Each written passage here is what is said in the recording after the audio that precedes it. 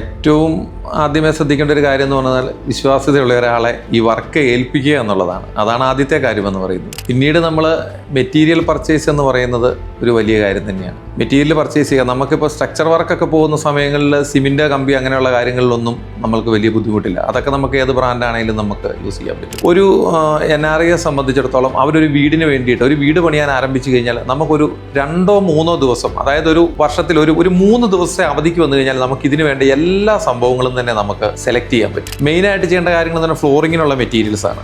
അത് ഈ പറഞ്ഞ പോലെ നമുക്കൊരു ഫോട്ടോ കണ്ടൊന്നും നമുക്ക് ഒരു കാരണവശാലും ഒരു ടൈല് നമുക്ക് പർച്ചേസ് ചെയ്യാൻ പറ്റില്ല. അപ്പോൾ നമ്മൾ ഒരു 3 ദിവസം അവരൊക്കെ ഇവിടെ നമുക്ക് നാട്ടിൽ കിട്ടിക്കഴിഞ്ഞാൽ വെരി ഈസി ആയിട്ട് നമുക്ക് ഈ കാര്യങ്ങളെല്ലാം, സാനിറ്ററി ഐറ്റംസ് ആയിക്കോട്ടെ, ടാപ്പ് ഐറ്റംസ് ആയിക്കോട്ടെ, അതുപോലെ തന്നെ നമുക്ക് ടൈൽസ് ആയിക്കോട്ടെ, ഇലക്ട്രിക്കൽ ഫിറ്റിങ്സ് വരുന്ന മുഴുവൻ ഫാന്, അതുപോലുള്ള കാര്യങ്ങൾ എല്ലാം നമുക്ക് ഒരൊറ്റ 2-3 ദിവസം കൊണ്ട് നമുക്ക് ഫുള്ള് സാധനങ്ങൾ നമുക്ക് പർച്ചേസ് ചെയ്യാൻ പറ്റും. അതുപോലെ പെയിന്റ് ആയിക്കോട്ടെ, പെയിന്റിൻ്റെ ആണെങ്കിലും നമുക്ക് കളർ അങ്ങനെയുള്ള കാര്യങ്ങളൊക്കെ നേരിട്ട് കണ്ട് നമുക്ക് ബോധ്യപ്പെട്ട് അങ്ങനെയുള്ള കാര്യങ്ങളൊക്കെ ചെയ്യാൻ പറ്റും. അത് പ്രത്യേകം ശ്രദ്ധിക്കണം. കാരണം അത് ഒരിക്കലും നമ്മൾ ഒരു ഓൺലൈനായിട്ട് കണ്ട് അല്ലെങ്കിൽ അത് ഒരു ഫോട്ടോ കണ്ടോ സെലക്ട് ചെയ്യാൻ ശ്രമിക്കാതെ നമ്മുടെ വീടിന് വേണ്ടിയിട്ട് ഈ പറയുന്ന ഒരു മിഡിൽ, അതായത് ഒരു കോൺക്രീറ്റ് ഒക്കെ കഴിഞ്ഞതിന് ശേഷം ഒരു പ്ലാസ്റ്ററിങ് തുടങ്ങുന്ന സമയത്ത് ഇവരെ ഒരു 3 ദിവസത്തേക്ക് നമുക്ക് കിട്ടിക്കഴിഞ്ഞാൽ ആ വീടിന് വേണ്ട ഫുള്ള് സാധനങ്ങൾ നമുക്ക് പർച്ചേസ് ചെയ്യാൻ സാധിക്കും.